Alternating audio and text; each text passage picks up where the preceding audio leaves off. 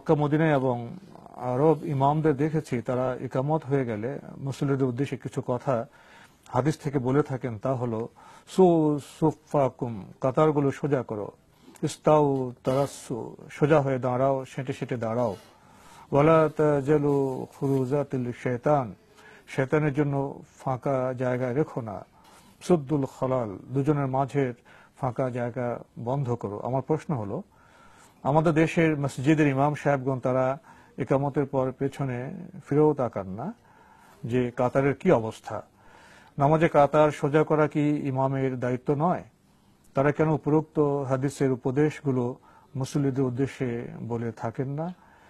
এতে কি ইমামদের এলেমের স্বল্পতা রয়েছে, নাকি কোনো মাযহাবী ফিকহের সংকীর্ণতা আছে?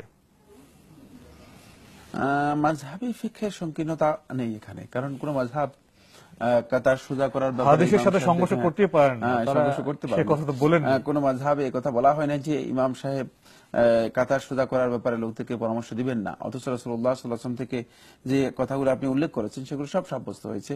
রাসূলুল্লাহ সাল্লাল্লাহু আলাইহি ওয়াসাল্লাম বলেছেন সাউ সুফুফাকুম, তোমরা কাতার সোজা করো। তারপর রাসূলুল্লাহ ইস্তাউ আ'তাদিলু সারাসু, তোমরা সোজা হয়ে দাঁড়াও, তোমরা একেবারে সেটে সেটে দাঁড়াও। তারপর রাসূলুল্লাহ সাল্লাল্লাহু আলাইহি ওয়াসাল্লাম সুদ্দুল খালাল, তোমরা যে দুজনের মাঝে যে ফাঁক আছে ফাঁক পরিপূর্ণ করে দাও। তারপরে রাসূলুল্লাহ সাল্লাল্লাহু আলাইহি ওয়াসাল্লাম লা তাজালু ফুরুজাতিন লিশাইতান, শয়তানের জন্য তোমরা ফাঁক রাখো না, কারণ ফাঁক থাকলে শয়তান সেখানে প্রবেশ করে যেতে পারে। তো এই সবগুলো হাদিস দ্বারা সাব্যস্ত হয়েছে। সুতরাং এখানে কোন ধরনের মাযহাবী সংকীর্ণতার কারণে কোন ব্যক্তি কাজ করবে না বা এটা বলবে না, এটা উচিত নয়। এবং অনেকে জানে না বা সচেতন নন। কাতার সোজা করার বিষয়টি সমস্ত মাযহাবে গুরুত্ব দেওয়া হয়েছে। যতটুকু আমার জানা রয়েছে হানাফি মাযহাবে এটাকে যথেষ্ট গুরুত্ব দেওয়া হয়েছে কাতার সোজা করার ব্যাপারে, এবং কাতার সোজা করার ব্যাপারে বলার কথা বলা হয়েছে। এখানে যে মৌলিক বিষয়টুকু সেটা হচ্ছে আসলে আমাদের লোকদের সেক্ষেত্রে জানার অভাব আছে, মানে জানার সংকীর্ণতা আছে। এই যে বিষয়গুলো এইভাবে হয়ে থাকে, এই বিষয়গুলো আসলে অনেকে জানে না। যদি জানতো তাহলে তারা এভাবেই সেটাকে অনুসরণ করার জন্য চেষ্টা করতো। এবং তাদের অনেকে জানা আছে যে ইকামতের পরে আর কোনো বক্তব্য নেই, ইকামতের পরে আর কোনো আমাদের সময় একেবারে শেষ হয়ে গেল।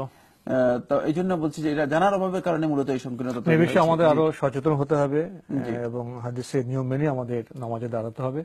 আপনাকে অনেক ধন্যবাদ। আপনাকে অনেক ধন্যবাদ। প্রিয় দর্শক।